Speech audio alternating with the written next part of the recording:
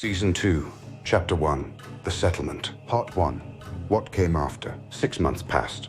The adrenaline burned off. The history books began to harden. Chang, General Chang, son of no house that would still claim his name, stood trial before the High Council 11 days after the fires died at the neutral zone. The proceeding lasted a brutal mechanical 4 hours. Kavath and Kamar testified. The heavy sensor logs of the Hegtar were dragged into the light and entered into the record. Every second of the Yuntar's presence at the engagement zone, her cloaked position on a direct attack vector to Cronus 1, and the precise, damning moment Chang's ship decloaked in the middle of a Cylon assault he had personally coordinated. Commander Krell's testimony confirmed the original, cold-blooded operational orders, a single torpedo, locked directly on the Chancellor's command center, to be fired under the cover of the Cylon sensor fog that never materialized. The fact that Chang had ultimately fought the raiders did not exonerate him. It simply confirmed that the conspiracy had existed and had been violently overtaken by events beyond his control. Chang's defense was not an apology. It was a final, calculated weapon. He knew the verdict was sealed. He knew he was going to the ice. But Chang was a warrior of the old blood, and he was going to make damn sure that if the peace survived this room, it was going to limp. He stood before the council, rigid in his heavy ceremonial armor, and fired his last torpedo directly into the center of the chamber. I acted to preserve the Empire from a peace it cannot physically survive. Chang's voice echoed off the heavy stone walls, hard, resonant, and completely unrepentant. And I did not act alone. Starfleet admirals, men like Admiral Cartwright, conspired with me. The very Federation this council now eats from the same table with, the very men you drink Romulan ale with, wanted our Chancellor just as dead as I did. He swept his single eye across the assembled lords of the Empire, watching the absolute, toxic truth of it sink into their blood. What does that tell you about their peace? The court did not find his defense exonerating. But the poison was successfully in the water. The seed of doubt was planted deeply in the minds of half the council, exactly as he intended. The sentence was Rura Pentha. The dilithium mines. Life, not execution. The Empire reserved execution for enemies who still posed a threat. The mines were for men the Empire wanted to forget. Chang would spend the rest of his existence in the frozen dark beneath the asteroid's surface, breaking rock for the raw dilithium that powered the warships he would never command again.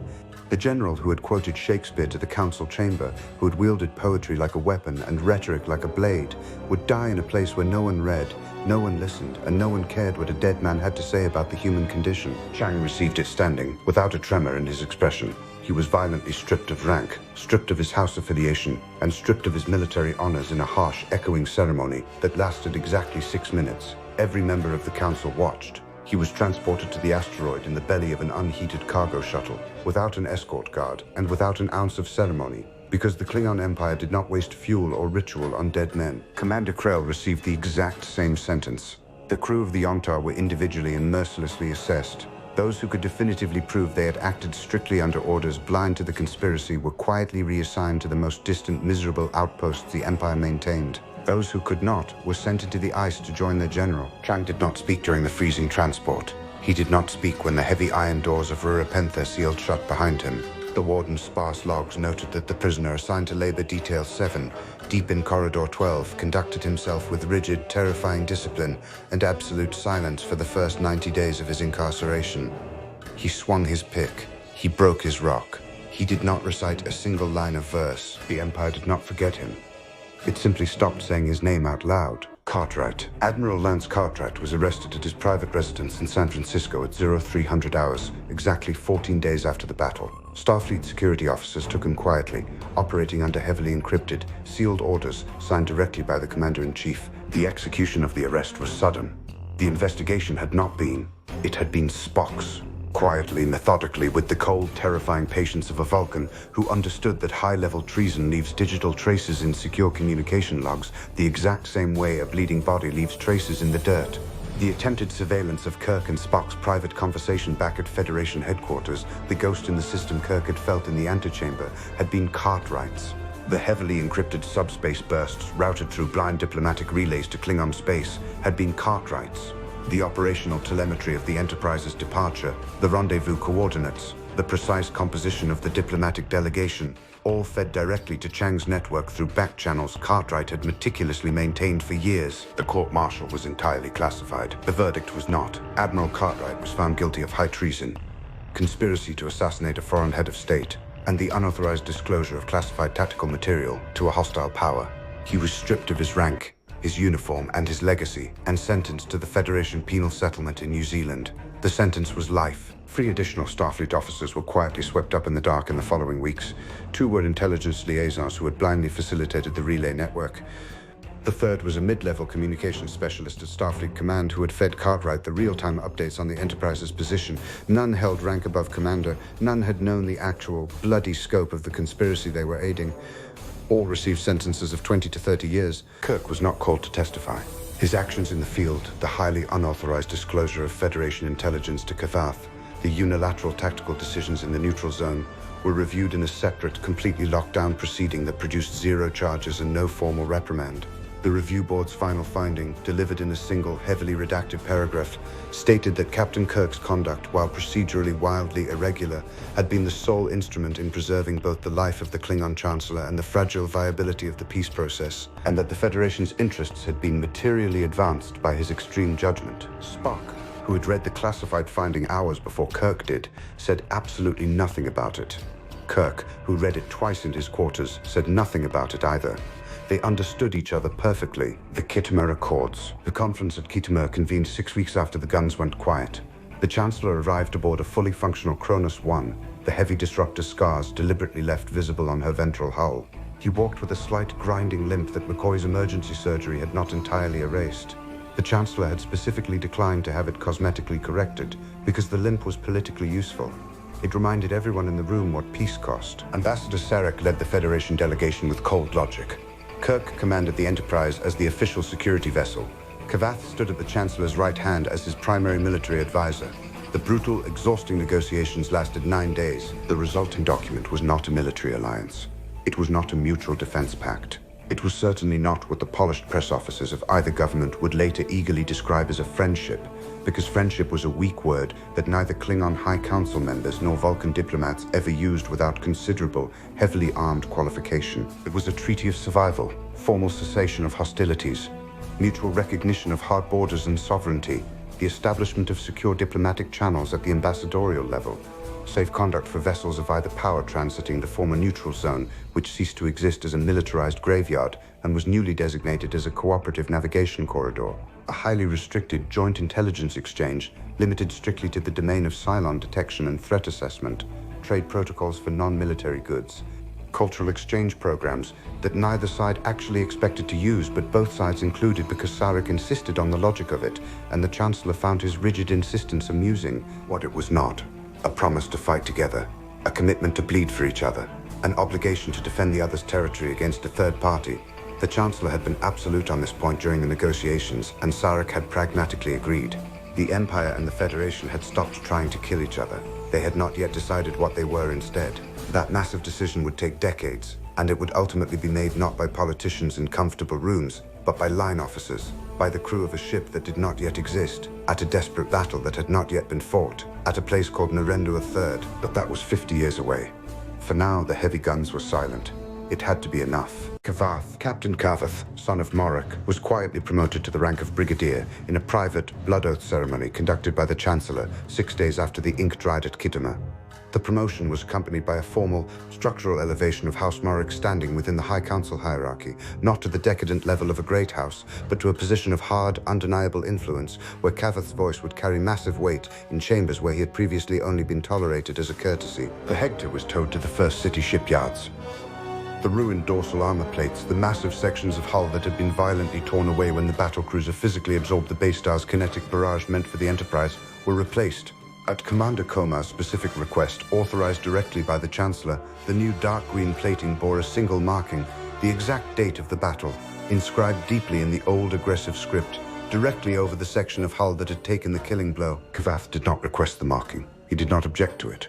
He simply understood that warships, exactly like houses, carried their scars as their only true credentials. Garrett. Lieutenant Catherine Garrett returned to the Enterprise after the blood was scrubbed from the deck plates, quietly resuming her duties as a Starfleet security squad leader. Her brutal performance during the boarding action aboard Cronus 1, 37 agonizing minutes of sustained, close-quarters combat against heavy Centurion assault teams, coordinating flawlessly with Klingon warriors in real time, holding a choke point corridor that protected the Chancellor's evacuation route, was heavily noted in Kirk's official after-action report and explicitly detailed in Kavat's personal brief to the Chancellor. She was promoted to Lieutenant Commander 4 months later. She was reassigned to the USS Saratoga as second officer 2 months after that. Captain Voss, who had held the line beside the Enterprise and the colonial fleet in the Arcanis sector, had requested her assignment personally. Catherine Garrett would serve with absolute distinction for another 22 years. She would retire at the rank of captain, having commanded 2 heavy cruisers, neither of them named Enterprise.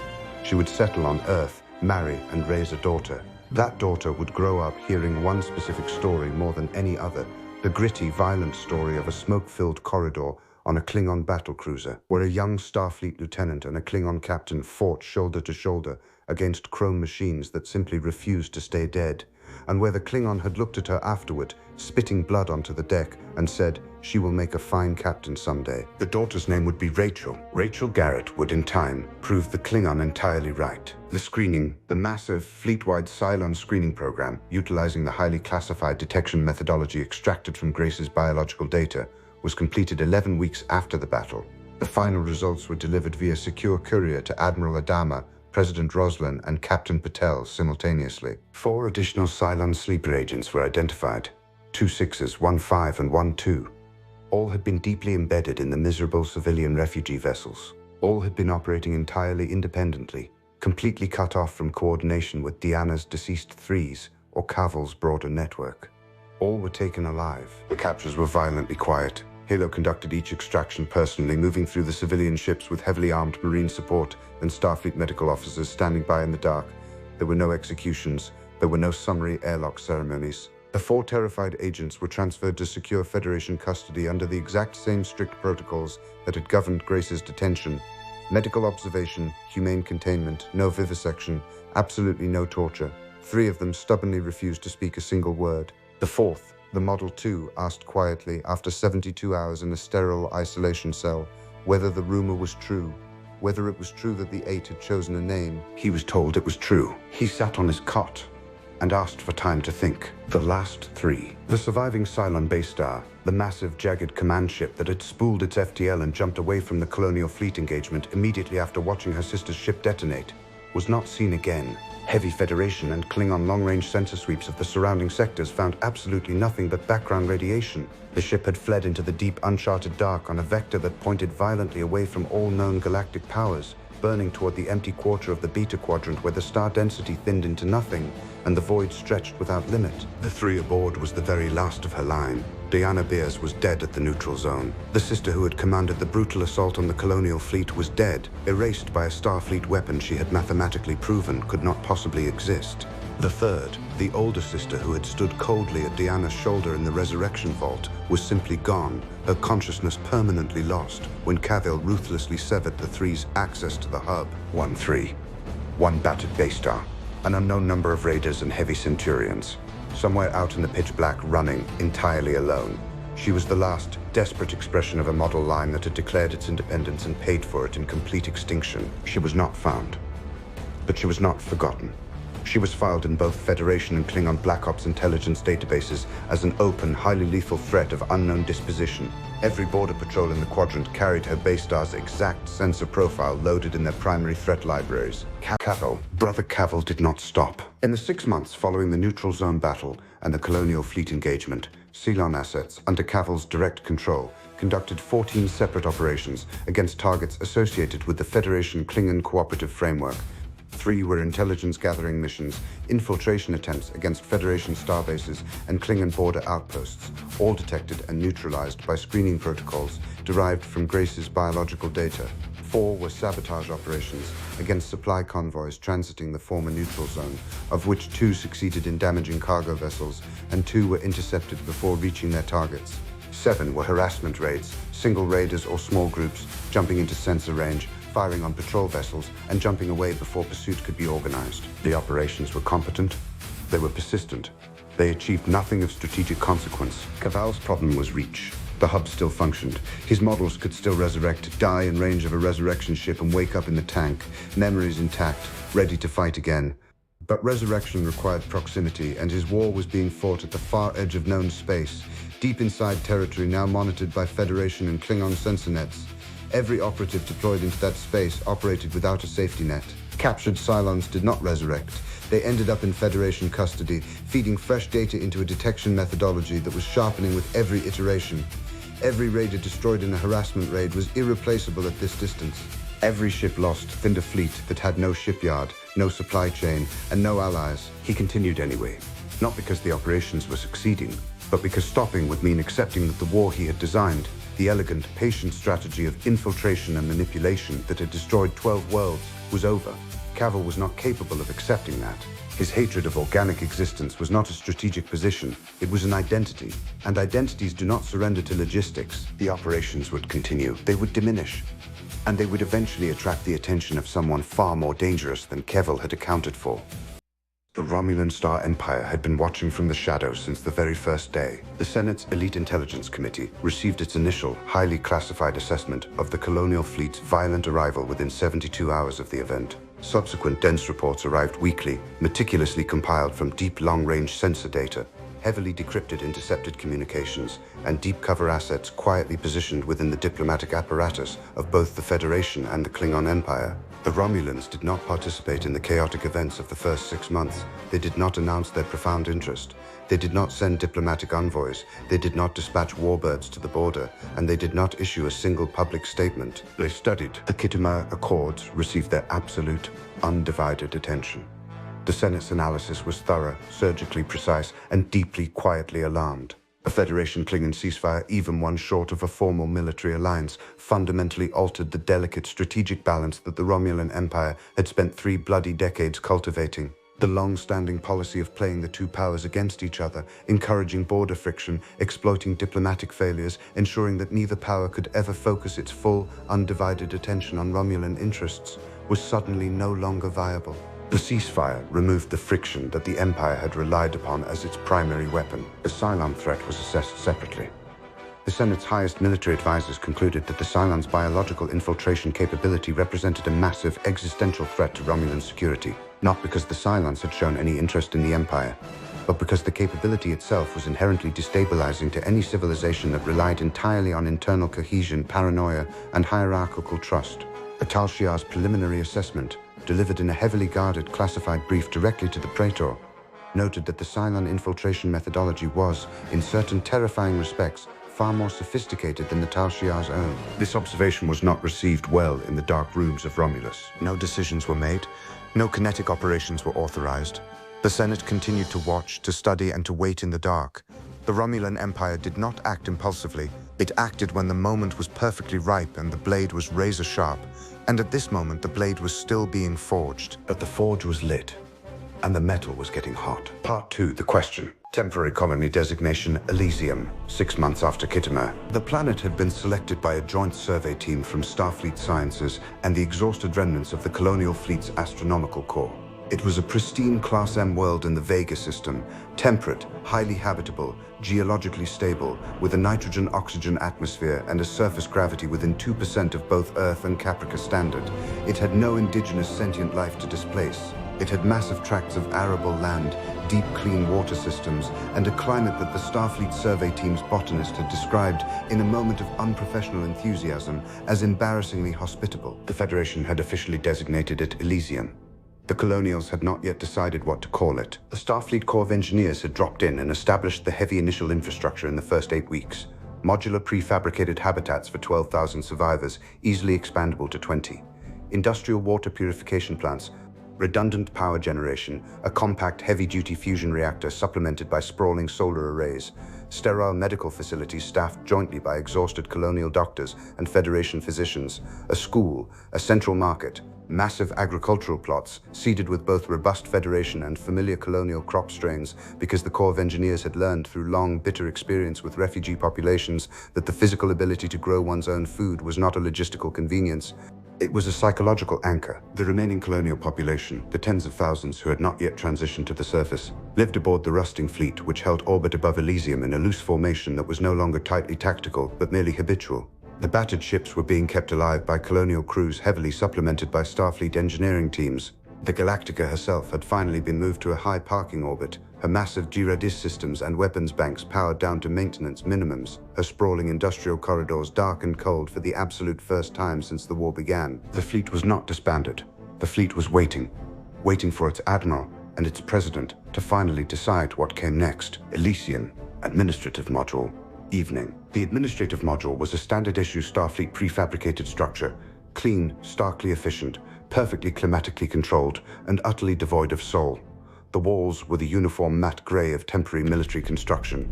The furniture was durable standard-issue plastic. The single reinforced window looked out across the settlement's muddy central avenue, where warm yellow lights were beginning to flicker on in the habitat modules as the local sun descended behind a massive mountain range that did not yet have a colonial name. Laura Roslin sat at the desk. The desk was not hers. Nothing in this sterile room was hers.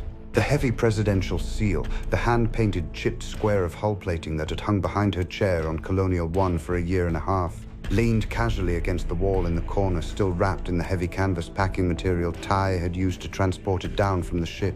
She had not hung it. She was not certain she ever would. The door hissed open. Adama entered.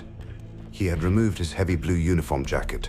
The first time Roslin had seen him in anything less than full, rigid dress since the settlement's inauguration. He wore his black undershirt, his sleeves pushed up to his forearms to reveal the fading tattoos, his hands carrying 2 cups of something that steamed heavily in the cool evening air. "Coffee," he said, his voice a low gravel. "Real coffee. The Corps of Engineers brought a supply direct from Earth. It is, I am told, significantly better than the recycled sludge we have been drinking." Roslin took the cup. She took a slow sip. Her eyebrows rose. "That is coffee." "Yes. That is the best thing I have tasted in 2 years. I am aware." He sat heavily in the only other chair. The room was small enough that their knees nearly touched. Outside, through the reinforced window, a child ran across the dirt of the central avenue, a girl, perhaps 6, chasing something Roslin couldn't see in the fading light. The girl was laughing. The bright, clear sound carried easily through the thin walls of the prefab module and filled the small office with a noise that Roslin had not heard in so long that it took her brain a moment to properly identify it. "Bill, Laura, we need to talk about the question." Adama drank his coffee. He did not pretend he didn't know exactly which question she meant. "The Federation's offer stands," Roslin continued, her voice slipping into the cadence of a politician who had run out of runway. "It has stood for 3 months. Ambassador Sarah communicated it carefully through Captain Patel, who communicated it through channels that were deliberately informal so that neither side would be legally committed by the communication. The informality is itself a message. They are giving us room to decline without political embarrassment. I understand the diplomacy, Laura. Then understand this." Roslin set her cup down. Her hands rested flat on the desk, the exact same flat-palmed bracing gesture she had used in the wardroom of the Galactica when she was about to say something that would violently change the shape of the conversation. "Elysium is temporary. The Federation has been explicit about this. The Corps of Engineers built this settlement as a transitional refugee facility, not a permanent sovereign colony. The fusion power reactor has a 10-year service life. The habitat modules have a 5-year structural rating. The agricultural plots are producing, but they are producing on Federation soil, under Federation jurisdiction, maintained by Federation engineers. We are guests, Bill. Comfortable guests. Incredibly well-treated guests. But guests, I know what we are." "Then you know that guests eventually have to decide whether they are unpacking their bags or leaving." Adama looked past her, out the window. The child had disappeared into one of the modules. The dirt avenue was quiet. The lights in the habitats cast warm, domestic, rectangular shadows across the packed earth. "Option 1, Roslin said. "Full integration. We accept Federation citizenship. Our people settle across the core worlds, Earth, Vulcan, Andoria, wherever they choose to scatter. The fleet is fully decommissioned. The Galactica is permanently retired, probably stripped and turned into a museum piece. The colonial military structure is legally dissolved. The quorum is dissolved. My presidency ends. We become, what is the exact phrase Patel used, a cultural community within the Federation's multicultural framework. We get to keep our gods, our stories, our little fables, but we lose our sovereignty." And option 2, absolute independence. We pack up the fleet, we find a world, our own world, not a Federation lease, and we build. From nothing, with technology that is a full century behind the Federation's, with no orbital shipyard, no industrial base, and no defense capability beyond whatever the Galactica can still physically provide, which is diminishing by the month. We keep our sovereignty. We keep our government. We keep our military. We build a 13th colony in the dirt, exactly the way the scriptures described it. Laura, you left out option 3. Option 3 is what we are doing right now, Bill. And option 3 has a strict expiration date. Adama set his cup down. He stood up. He crossed the small room to the window and looked out at the settlement. 12,000 exhausted people living in prefabricated boxes on borrowed land, under an alien sky they had not yet named, growing food they had not planted. Children were being born here. The very first colonial child born on Elysium dirt had arrived 3 weeks ago. A boy named Daniel, whose parents had chosen the name without knowing why it felt so important. Laura, I have commanded the colonial fleet for 2 brutal years. I have made tactical decisions that killed people. I have made decisions that saved people. I have ordered blind jumps into the unknown and held my position when every screaming instinct in my body told me to run. I have done all of this because I believed, because you made me believe that we were actually going somewhere, that there was a physical destination, that the journey had a purpose beyond just not dying today. He turned away from the window, the shadows of the room catching the heavy lines in his face. We arrived. Earth is real. The Federation is real. The protection is absolute. The coffee is real. He almost smiled, a bitter, exhausted thing. And now you are asking me what the destination actually looks like. And I am going to tell you something I have not said out loud to anyone, including you, since the colonies fell. Rosalind waited. I don't know. The words sat heavily in the room like a physical object. William Adama, the man who had always known, who had always projected absolute, unwavering certainty even when certainty was a calculated lie, who had written a letter to the fleet about trust and patience and belief when they were bleeding out in the dark, stood at the window of a borrowed office on a borrowed world and admitted that he did not know what came next. I know exactly what I do not want, he continued, his voice hardening. I do not want my people scattered across a dozen comfortable Federation worlds, absorbed and digested into a massive civilization that does not understand what we survived to get here. I do not want Sela Okonkwo growing up on Andoria, learning Andorian history, forgetting the fables her mother wrote in engine ink on rationed paper.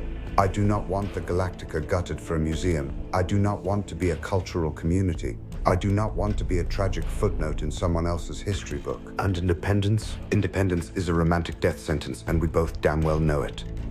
We cannot build a sustainable civilization with 50,000 traumatized people and obsolete technology on a rock with no infrastructure. We cannot defend our airspace. We cannot feed ourselves long-term without Federation agricultural support. Independence is a word that sounds like strength, but means starvation. Then what, Bill? Adama returned to the plastic chair. He sat. He looked at the woman across the desk, the mild-mannered schoolteacher who had become a wartime president, who had looked James Kirk in the eye and told him the absolute truth about the Cylons on the first day because she understood that survival without honesty was just a different way of dying. The woman who had set a ruthless 14-day deadline in a wardroom that smelled of machine oil and forced the conversation that had led them to Elysium. Something in between, he said. Something that doesn't legally exist yet. A status that preserves what we are while accepting what we need to survive. We are not Federation citizens. We are not a helpless, independent colony. We are something the Federation has never encountered before. A fully sovereign people without a homeworld, living under the heavy protection of a superpower that did not create us and does not own us. A protectorate. I dislike the word. The word is legally accurate, Bill. The word implies subordination. I am describing a partnership. Partnership requires leverage. What leverage do we actually have? Adama looked at her steadily, the commander returning to his eyes. We have the Cylons. We have 40 years of soaked-in blood experience fighting a machine enemy the Federation has known for exactly 6 months. We have tactical doctrine, deep combat data, and institutional knowledge that Starfleet cannot simply replicate through research. We have Hilo. We have Sharon. We have the screening methodology that our people's biology made physically possible. And we have the absolute fact that the Federation chose to protect us publicly in front of the Klingon Empire. Breaking that commitment now would cost them far more politically than simply maintaining it. You want to negotiate? I want to build a relationship that is not total assimilation and is not suicidal independence. I want Elysium to become permanent, our soil, our government, our laws, with Federation infrastructure support, mutual defense coordination, and a hard advisory role in Starfleet's strategic planning for the Cylon Theater. I want us sitting at the table, Laura, not as refugees, not as citizens, as partners. Rosalind was quiet for a long time. She picked up the ceramic coffee cup. She held it tightly in both hands. The warmth spreading through her fingers, the gesture identical to the one she had used in the wardroom of the Galactica when she held terrible bitter tea and made terrible necessary decisions. Bill, Baltar will absolutely oppose this. Baltar opposes everything that does not directly advance Baltar. Baltar has the sacred articles of colonization and a rock-solid legal argument that the executive branch is obligated to secure full, unrestricted independence. He has been out there building a massive political constituency among the settlers who want sovereignty without compromise. He has the quorum delegates from Sagittaron and Erelon who deeply distrust the Federation on principle. He filed his formal legal objection to the settlement agreement last week, citing 17 separate articles. The document was incredibly well crafted. He is not stupid, Bill. He is not stupid. He is highly dangerous. But he is also wrong.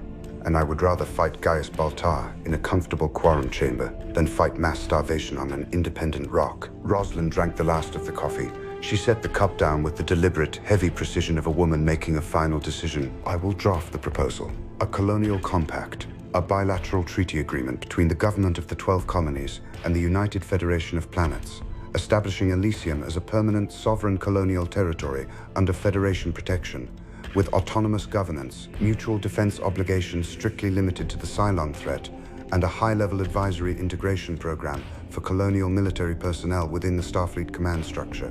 I will present it to Sarek through Patel, and I will drop it on the quorum floor before Baltar can draft his counterproposal. And if the Federation says no, the Federation will not say no.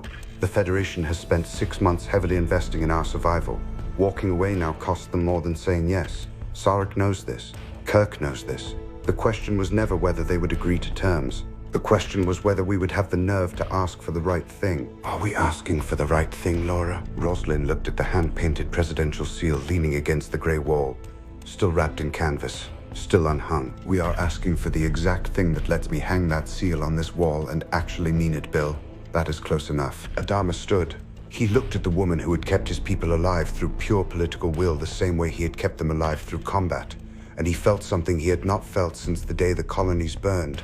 Not hope, which was a word too easily spent, but the quieter, much harder thing beneath it. The profound sense that the ground under his boots, for the first time in 2 years, was not moving. Draft it, Laura. I'll handle the quorum. You'll handle Baltar, you mean? I'll handle the quorum. If Baltar happens to be standing in the middle of it, that is his problem. He walked to the hissing door. He paused, his hand on the frame. Laura, Bill, hang the seal. He left. The door slid closed. Rosalind sat entirely alone in the small borrowed office, looking at the painted metal in the corner. She stood up, methodically unwrapped the canvas, found a steel nail in the supply drawer, and hung it dead center on the wall behind the desk. It was not Colonial One. It was not the Galactica's wardroom. It was a cheap prefabricated box on a borrowed world, but the seal was on the wall. And that meant something. Part 3, the name. USS Enterprise A, in orbit above Elysium the following morning. The Enterprise had arrived at Elysium 3 days earlier, carrying Ambassador Sarek for a series of high-level, closed-door consultations with the colonial government. Kirk had used the diplomatic layover to rotate his exhausted crew through shore leave on the settlement, the very first real ground time most of them had experienced since they left Earth's space dock. He had also used the time to visit Grace. She was no longer locked in the sterile isolation ward. McCoy had officially discharged her to guest quarters 8 weeks after the battle, once her organic neural architecture had physically stabilized and the burned-out synthetic pathways had begun, slowly, unevenly, to reactivate. The process was far from complete. Mbenga estimated another 6 grinding months before full cognitive integration was achieved, if it could be achieved at all. In the meantime, Grace existed in the strange space between, not fully restored, not permanently diminished, thinking through rooms that felt half-lit but were slowly brightening. She had spent the entire 6 months aboard the Enterprise. There had been discussions, careful, highly classified, diplomatically sensitive discussions about exactly where she should go. The colonial government had absolutely no legal framework for a Cylon who had defected. The Federation had zero precedent for a non-citizen artificial consciousness formally requesting residency. Starfleet had no manual or protocol for a former enemy combatant who had provided critical intelligence, participated in a fleet-level combat operation, and nearly died on the bridge of a Federation starship after broadcasting a subspace weapon through her own brain to save 200 lives. Grace had been consulted on exactly none of these discussions. The discussions had been about her, around her, and over her, in the precise manner of massive institutions that were trying to do the right thing but did not know how to do it without first establishing which bureaucratic form to fill out. Kirk had ended the discussions by simply not having them. Grace remained aboard the Enterprise because Kirk had not asked her to leave, and no admiral had issued a direct order requiring her to. She occupied standard guest quarters on Deck 7. She ate her meals in the officers' mess. She walked the quiet corridors. She spoke with McCoy daily. Mandatory medical checkups that had organically evolved into conversations that had become something neither of them would comfortably describe as friendship, but that functioned as friendship in every way that mattered. She spoke with Spock weekly. Deep, highly structured discussions about the nature of consciousness, autonomy, and the philosophical implications of a mind that was both mathematically designed and fiercely self-determining. She spoke with Kirk when Kirk came to her, which was often enough to be a clear pattern and irregular enough to feel like a choice rather than an obligation. She had not yet been given a formal, legal status. She existed in the interstitial space of a massive system that had not yet decided what she was.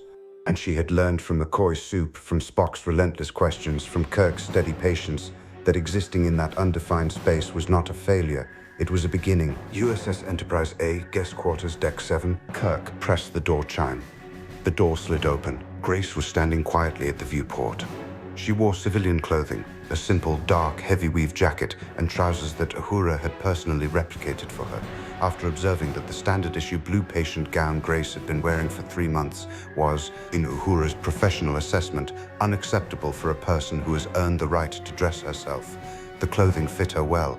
Grace had looked at herself in the mirror when she first put it on and had spent a long, silent time studying the reflection, not with vanity, but with the careful, intense attention of a woman learning to recognize herself as a person rather than a production model number. Captain, Grace, may I come in? It is your ship, Captain. It is your room, Grace. She stepped aside. Kirk entered. The quarters were brutally spare. The bed precisely made. The desk totally clear except for a single datapad. The viewport showing the brilliant blue-green curve of Elysium rotating below. There were no personal effects on any of the surfaces. There was, however, a single small item resting on the shelf beside the bed. A ceramic cup, white, standard regulation issue, the kind used in the officers' mess. McCoy's cup, the one he had brought the very first bowl of soup in. Grace had never returned it. McCoy had never once asked for it. Kirk noted it. He said nothing about it. I have news, he said, clasping his hands behind his back. It's the kind of news that comes with a decision, and the decision is entirely yours. Grace turned away from the viewport. Her eyes, dark, impossibly steady, carrying that particular quality of intense attention that Kirk had come to recognize as her way of listening with her entire architecture, rather than just her ears, found his. The Federation Council, in direct consultation with Starfleet Command and the colonial government, has finally determined your legal status. Kirk paused. He was acutely aware that the next sentences would permanently define the trajectory of a life that had only recently discovered it was a life. You are officially classified as a political refugee with protected status under the Federation Charter of Sentient Rights. You are not a Federation citizen. You are not a colonial subject. You are a free person under Federation law, legally entitled to the exact same protections, rights, and freedoms as any sentient being within Federation space. Grace's hands, resting at her sides, did not move. Her expression did not visibly change, but something deep behind her eyes shifted, the small, intensely private adjustment that Kirk had seen only once before, in the isolation ward, when he had told her she was always permitted to express a preference. Free, she said. It sounded like she was testing the weight of the word. Free. You can go wherever you want. Elysium, if you choose. President Roslin has formally indicated that the colonial government would accept your residency under a diplomatic exemption. Earth, if you prefer. Starfleet Medical has offered you a lucrative position in their xenobiology research division, contributing to the ongoing development of Cylon detection methodology. You could study, you could travel, you could do absolutely anything a free person does. Or, Kirk raised an eyebrow, or Captain. You said the decision comes with options. There is an or. I can hear it. Kirk smiled, the small, asymmetric smile that his bridge crew recognized as genuine. Or you could stay. Aboard the Enterprise, in a civilian advisory capacity, silent threat assessment, tactical analysis, strategic intelligence. You would serve on the bridge during relevant operations. You would have permanent quarters, officer rank privileges, and full access to the ship's resources.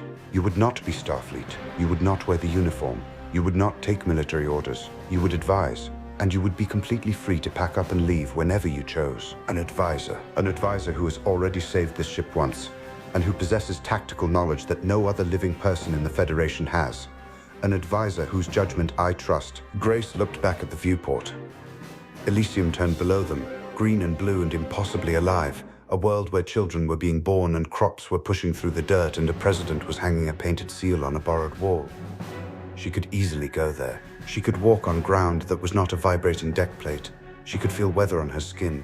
She could exist among people who were building something, and she could be part of what they built. She looked at the white ceramic cup on the shelf. Captain, I would like to ask you a question before I answer. Ask. If I stay, if I serve as your advisor, will I be doing so as a Starfleet tool or as a person? Grace, I think you already know the answer to that question. I do.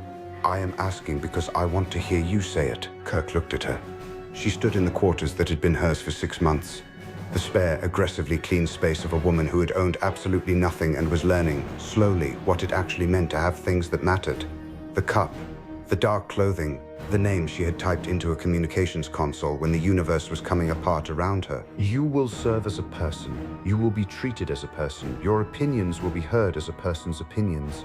Your choices will be respected as a person's choices. And if anyone on this ship, including me, ever treats you as anything less than that, McCoy will make their life very difficult, and Spock will explain to them, at considerable length, exactly why they are wrong. The ghost of a smile finally touched Grace's mouth. That is a formidable combination. I have found it highly effective. Grace turned fully from the viewport. She stood at her full height, straight-backed, composed, her hands at her sides, her dark eyes clear. Captain, I would like to stay. I would like to serve as your advisor. I would like to do so under the exact conditions you have described, freely, with the absolute right to choose, with the understanding that my presence aboard this ship is a choice I am making and not a function I am performing. Then welcome aboard, Grace. Formally, this time. He extended his hand. She took it. The handshake was firm, not the grip of a captain receiving a subordinate, but the grip of two people who had arrived at the exact same place through violently different journeys and who understood, without needing to say it, that the place they had arrived at was worth defending. Captain. Yes? The soup. McCoy's grandmother's recipe. Is it possible to have it again? Kirk's smile widened. I'll have McCoy add it to the weekly rotation. Consider it a standing order. Thank you, Captain. Thank you, Grace. He left. The door hissed closed. Grace stood alone in her quarters, her choice, her name, and looked at Elysium turning below, a world where people were deciding what they were, a ship where she had finally decided what she was, a cup on a shelf that a doctor had brought because he believed that cold medicine and actual care were different things, and that both were necessary. She sat at the small desk. She picked up the datapad. She began to write. Not a tactical report, not an intelligence brief, not a Cylon operational summary. She began to write what she remembered. The dark tank, the thick gel, the first agonizing breath in a body that had never breathed before. The moment McCoy brought soup, the moment Spock asked why she was afraid, the moment Kirk asked what she wanted. She wrote because she could, because no one had ordered her to, because writing was a choice, and choices were what people made. Outside the viewport, Elysium turned. Inside the ship, the Enterprise hummed, the deep subsonic vibration of a vessel that was not bleeding, not dying, not fighting, but simply existing, carrying its crew and its passengers and its one Cylon advisor toward whatever came next. Grace wrote. The stars watched. The universe, for the moment, was quiet. End of Chapter 1. Thank you for joining me on this long adventure into the unknown. Please consider liking the video and subscribing if you haven't already. Hit the notification bell to be notified when the next episode drops. Live long and prosper.